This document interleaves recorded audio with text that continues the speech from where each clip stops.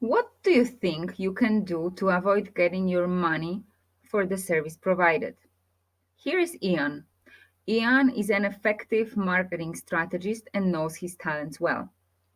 Ian came to David to recover his money that he owed him. David, although he knew that he owed Ian money and still ordered more projects from him, but did not pay for the previous ones. Ian just simply had enough. He was quite unhappy. Ian sent David an invoice for which David did not want to pay. David also stopped to answer calls from Ian, what Ian should do to get his money back. And now I will present you the best techniques that Ian can use to apply step by step, which may also be useful to you so you can win with Ian. To get yes from the other side, be ready to receive no first. To do this, write an email with a question oriented to receive no. Have you already given up on getting along? Now, the next step will be to get an answer, I agree. That's right, to your inquiry. And this will only be achieved by your willingness to agree with the other party. For example, you may write that you think that the amount of the invoices is just simply too high. Then you will surely get the answer yes. Now that you've got the answer to your inquiry and you've got the answer yes, it's good time to kind of torture the other side a bit. Now you want to know the other party motivation and get it to reveal his mindset. And you will achieve this by asking open questions: who, what, when, where, and how. My favorite questions that work best on the other side are those that start with what and how. Because one of my favorite open questions is the question that begins with how, you may ask, how is the invoice contrary to our findings? Then you are forcing the other side to think and to look for answers. Now it's time to ask questions. And let them be questions directed to the answer no.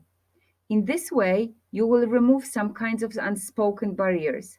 Are you saying that I did not fulfill my contract? Are you saying I misled you? Or are you saying I didn't do what you asked for? When the other side's responses are unacceptable to you, the other side can be labeled or mirrored. You can say, for example, it seems you feel my job has been below my highest potential. Every time you find yourself in a situation that you receive an offer that does not satisfy you, you may continue asking open ended questions: what and how? Every time you find yourself in a situation that you receive an offer that does not satisfy you, you may continue with asking open questions. What and how? You may ask, how am I supposed to accept it? Then you will somehow confuse the other side and make one to offer a better solution. Congratulations, because right now you gave this heavy elephant to the other side, and that is a good job. At this point, you should already have a solution that would be beneficial to you. However, you may encounter a difficult opponent, and none of the above techniques will lead to your victory. What you can do? You can start flattering the other person. I am convinced that the person on the other side enjoys a sense of control and a sense of power.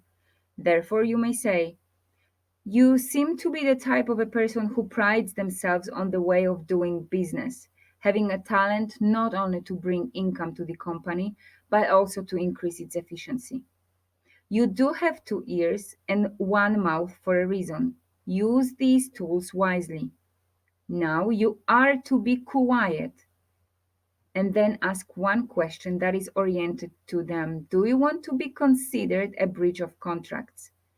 So the real answer should be no. What do you have to do to make it a failure? This scenario is 95% effective. It will succeed if you stay calm and reason rationally. Only this guarantees the effectiveness of this scenario. Be rational and stay calm.